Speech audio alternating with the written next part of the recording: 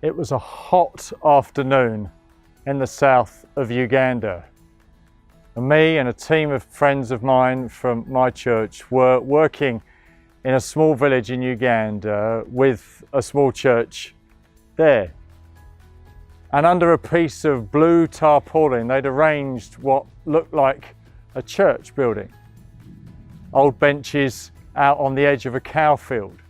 People gathered from the village, from the farms around about, and we were there talking about God and talking about the Christian faith. And one of the things that we offered to do that day was to pray for people who were sick, as Jesus does regularly in the stories that are described in the Bible. And I remember one old chap who came and asked for prayer. He wasn't someone who ever went to church, he was a Muslim, but he came and he asked for prayer. And the reason he asked for prayer was because he couldn't speak. In fact, he had to get someone else to make the request for him. He hadn't been able to talk for about 4 years. He was dumb, to use the old phrase. And so a couple of our team prayed for him and asked that God would come and heal his voice, restore him to speech. Nothing particularly happened there and then, so he went home, went back to his house, had some food, and when it got dark, went to bed. Now the following day we were in the same place again, doing it all over again, having another service out in this field. We asked anybody there, has anybody experienced healing? And he jumped up, he grabbed the microphone and he began to talk, because that night he'd had a dream. And in the dream, he'd seen a figure in white. He recognized it as Jesus, despite the fact that he was a Muslim. That was his religious background, but he recognized this as Jesus. And Jesus said to him in the dream, "Get up, you are healed."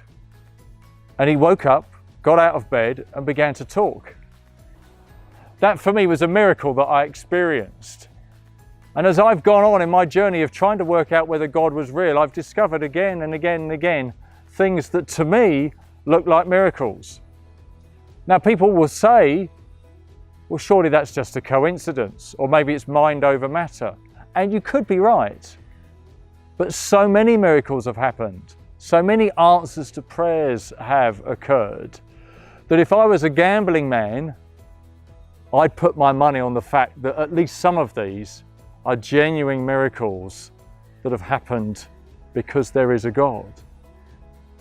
Only a short while ago, I was standing on the steps of the church that I'm part of, and I was chatting to an older man in our church, and he told me in a whispered voice that he'd just been diagnosed with cancer, prostate cancer. And I said to him, well, could I pray for you for healing? And he said, sure. So just standing on the steps outside, I simply gently placed my hand on his shoulder and prayed for him that he would be healed. It was weeks later that he came back, and he had in his hand a piece of paper.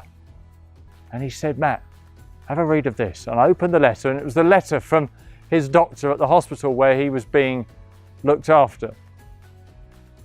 And he'd been for a scan. He hadn't been treated in any way. He'd been for a scan. And reading through the letter, it said simply that your prostate is now very satisfactory. And he said to me, he said, you know what? He said, you know, people ask you, how are you? He said, I now have the answer to the question. I am very satisfactory. I've experienced stories like that hundreds and hundreds of times around where I live and across the world. And it makes me say that if I was going to take a bet on this, I'd bet that these miracles, some of them at least, are genuine and really from God.